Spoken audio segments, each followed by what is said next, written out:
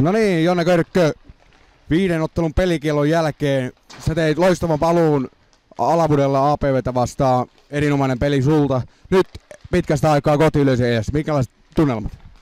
Ei ihan odottavat tunnelmat ihan niinku iteltä ja haluaa näyttää, että jaksaa hyvin pelata ja on tässä hyvin kesäreenattu ja jäänyt semmonen hyvä into päälle, kun on niin kauan aikaa oltu tauolla niin sanotusti. Että. Peliviikkoja vastaan tuli 4-4 tasapeli Kiehan ensimmäisessä ottelussa tällä kaudella. Pelivedet on siis ainut joukkue, joka on saanut pisteen vietyä Kiehalta. Minkälaista peliä sä odotat tätä joukkuetta vastaan? Kyllä mä ootan huomattavasti kurialaisempaa, että pelataan sitä omaa päätä tiiviisti, että ei päästä kaveria laukomaan ja viiään tosissaan ne suoraan 3 pistettä tänään kotiin. Kiitos. Kiitos.